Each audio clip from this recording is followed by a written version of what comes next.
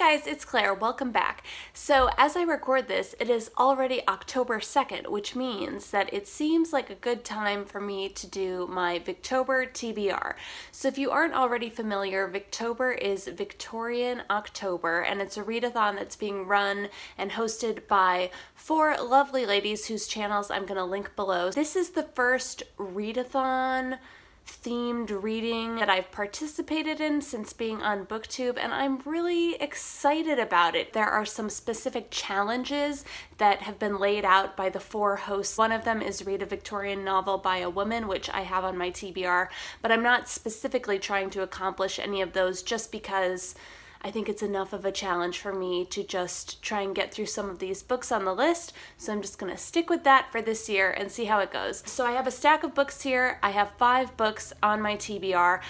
I by no means anticipate that I'm gonna get through all of these, and after you see the first book on the list, you will maybe understand why. I'm just gonna take it as it comes, see how many books I get through.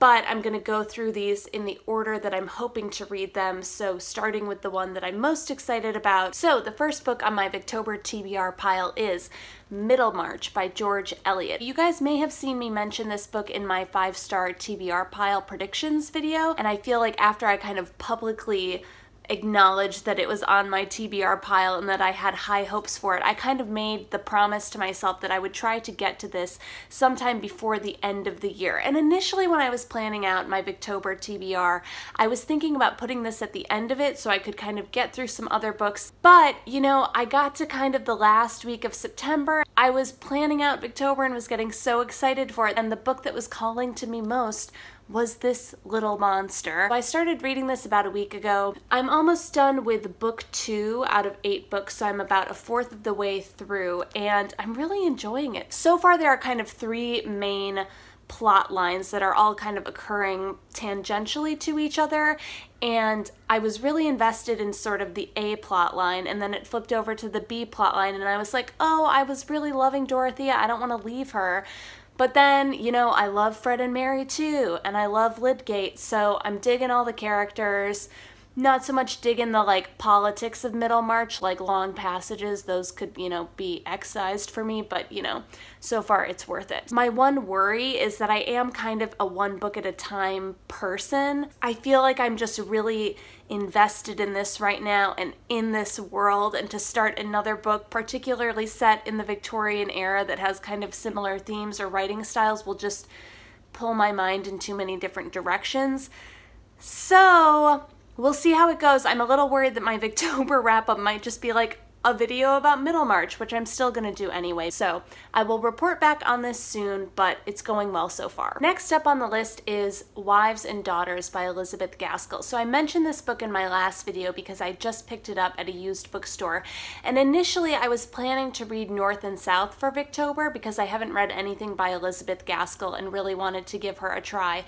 But I've heard such amazing things about this book, and North and South has been on my shelf for a really long time, and I've kind of always been putting it off.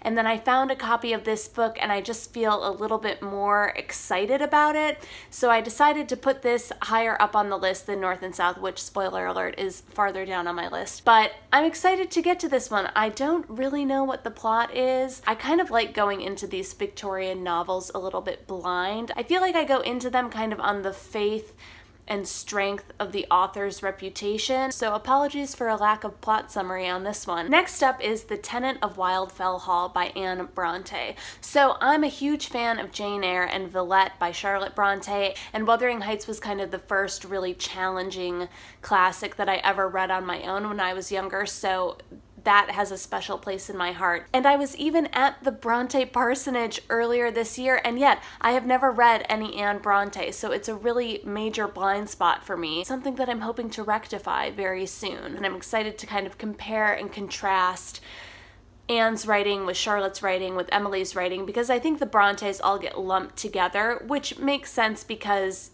they grew up in a similar environment, are dealing with similar tones and themes and kind of gothicness.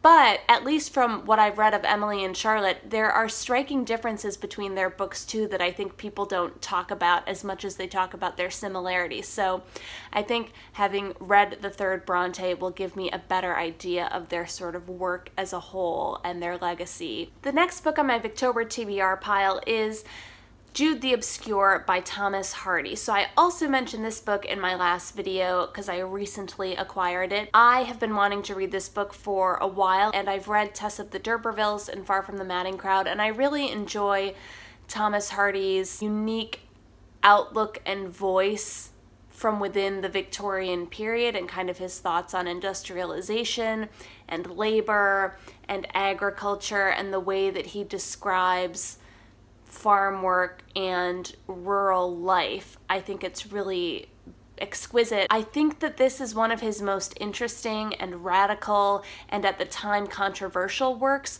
so I feel like this is really some quintessential Thomas Hardy that I haven't gotten to yet, and I'm really curious to see what it's like and to see how I like it. I have really high hopes for it. And lastly, I do have North and South by Elizabeth Gaskell on my Victober TBR. Like I said, I want to get into some Elizabeth Gaskell because I've never read any of her before, and I've owned this book for a really long time, and I have a feeling that I'm really gonna love Wives and Daughters, and then hopefully that will just make me even more excited to check out North and South. I'm a little familiar already with kind of the central couple of this book and the themes of the book because I've seen bits and pieces of the miniseries, but I've heard just rave things about this from other booktubers, so I'm really excited about Elizabeth Gaskell in general, and that excitement has been fed in part by Katie over at Books and Things, who is currently doing 2 weeks of Elizabeth Gaskell going through all her novels and novellas, so you should definitely check that out. Her channel's linked below. And that is all I have for you for my Victober plans. When I was planning out my TBR, I was kind of thinking back on